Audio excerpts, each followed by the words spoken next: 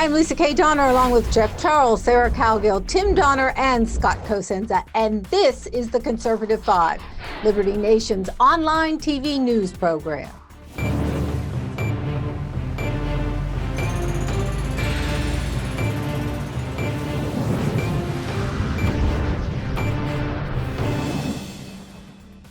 One thing we can all agree on is that 2020 has been one hell of a wacky and weird year. Impeachment, pandemic, election chaos.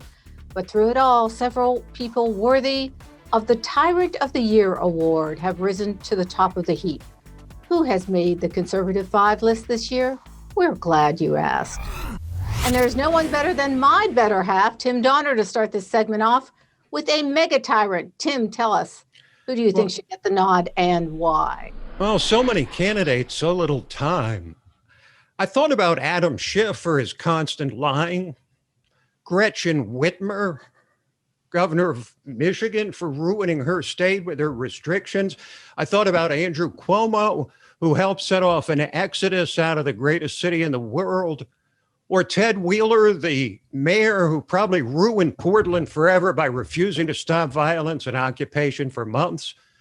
But I kept coming back to someone who did something so craven following the election that it took the breath away, even in the current political climate. And that would be our beloved Speaker of the House, Nancy Pelosi, who as much as admitted last week that she withheld a bill to help millions of people stung by the coronavirus, desperate for help through no fault of their own, that she delayed it until after the election and then said, but we can pass a bill now because Joe Biden is now president. That is, to me, in a very difficult field of candidates, that to me still takes the cake. And of course, it's consistent with the speaker's tradition over the years as speaker of being bitterly partisan and doing everything strictly for political purposes. Well, this time it could cost lives, not just in terms of the pandemic, but in terms of the fallout from it, the lost jobs, the depression, the suicide, the mental illness. She doesn't consider that for a moment because she lives in her golden fortress in her little district in San Francisco. And her attitude goes back to Marie Antoinette. Let them eat cake. Only in this instance, she didn't even let them eat cake until her man was safely, securely elected president. Oh, that's pretty decent soliloquy there. What do you think, Scott? Well, I'm shocked at Tim's cynicism for a public servant who served her constituents for generations now, Tim. Thank you. Thank you, Scott.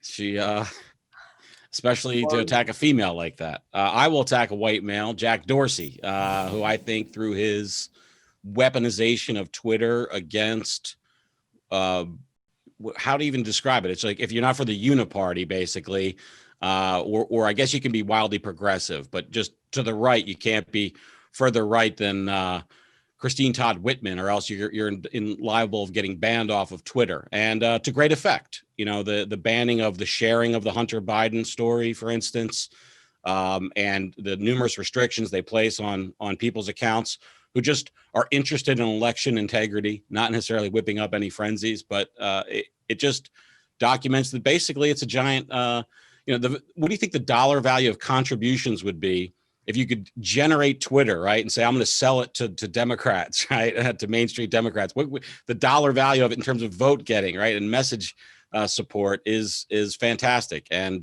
for that reason, and for his insistence on pretending that he's not biased and pretending that he's open to conservative and libertarian voices, Jack Dorsey gets my award. Woo! Wow, we're coming at him fast and furious. Sarah girl. Oh, I had a laundry list, and I've plucked. And you pared it down. I've checked them off as we've gone along, and media and Twitter and things like that. And then I got to thinking, I just came up with this. I haven't been studying it for a while. But the chick that ate the raw bat, hello, she's going to be the biggest jerk on the planet. She ate the raw bat. We've got COVID, knocked out our economy, knocked out our president, boosted these morons into power. come on. I mean, it's the chick that ate the stupid bat. Oh my goodness. That's all I got. Well, Hadn't except for I thought didn't about like that. Greta Thunberg either. Hadn't thought about that. Okay. The only difference being that she didn't intend to be a tyrant. How do you know that? Okay, I defer. By the way, I don't think all that was a coincidence, and I'm not a conspiracy theorist. I don't think it was either. I'm I'm just not saying. a I'm just conspiracy saying. Jeffrey.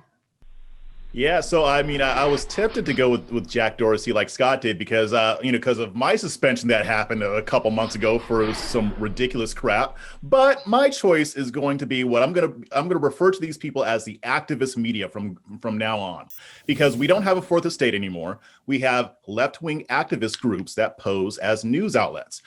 Now, regardless of who is in the Oval Office, we can always count on the establishment media, the activist media, to promote tyranny, whether they're running cover for groups like Antifa, who tear up cities because they want to further their leftist agenda. They won't report honestly on that. What they did with the Hunter Biden story, when they basically sat on it and suppressed it, and then now they want to talk about it. When it comes to the coronavirus pandemic, they support all of these onerous lockdown orders that, even regardless of whether they work or not, they fully support it, and they won't give the other side anybody who disagrees with it, they mock and ridicule. And they have grown even more egregious over the past 4 years, but even in 2020, they got really, really bad with it. So they're going to have my vote. Whoa. Okay. Mine goes under the category of we're married, so we don't talk. Tim and I did not go over this in advance, but for my tyrant, I chose two people who I call the steel magnolias of tyrants, Nancy Pelosi and AOC. Nancy for making the millions of people suffer just to spite Trump. And I actually even used the line, let them eat cake. But anyway, her point of view was, so screw the pizza parlor, man. Go under, close, lay off everyone, because Nancy has her nasty pants on. Then there's AOC, who thousands of New Yorkers have to thank for stopping the new Amazon headquarters from relocating in the Big Apple. I mean, why give them jobs when you can have them standing in line for handouts? So my pick for tyrants of 2020 are the steel magnolias of Pelosi and AOC. All right, let's vote. Now that we have 5 candidates, worthy candidates on the board, we have Pelosi and AOC as the steel magnolias as one. We have Scott. Scott, name yours again. Jack Dorsey of Twitter. Jack Dorsey. Sarah. Chick that ate the raw bat. Chick with the bat. I don't know what her name is. Tim, Chick. we know you're Pelosi, and Jeff, you are the Activist media. Activist media. All right, TikTok. Oh, this is hard. All right, Scott, start us off. Who's your vote? And Well, Jeff's is all encompassing. It's not yourself. You can't vote for yourself. Jeff's is all encompassing. It's not fair, but his wins because Twitter's even inclusive in that. It is the activist media. They're the real thieves of this election, not Hugo Chavez, but it was stolen because of the media. And that's why Joe Biden will be the next president instead of Donald Trump. Okay, Sarah. I gotta agree. It's the activist media. Okay, we're not even going to give you a vote, Mr. Charles. Tim. Well, I think there was election fraud here because Jeff has done the equivalent of bombarding us with mail-in ballots by picking an entire profession. I mean, that's no more legitimate than Joe Biden winning the presidency. Oh, I didn't They say might as that. well be one person because they all say the exact same thing. So it might as well be a person. Well, if I would take Jeff, but if it's a person, I'll go with Jack Dorsey because he's done countless. It's impossible to count the damage that he's done going forward by getting away with censorship. All I can do is say that I hope that the infamous Section 230 is looked at seriously, but I doubt it. Oh, you are getting off topic as usual. Okay, let me just say that the answer is ding, Jeff Charles. You're absolutely right. The activist media wins.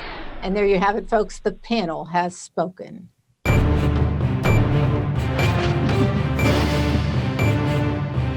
That's That's it for our Conservative 5 panel today. Check out our other C5 shows and segments on your favorite video platform, YouTube, Vimeo, Rumble. We're on them all.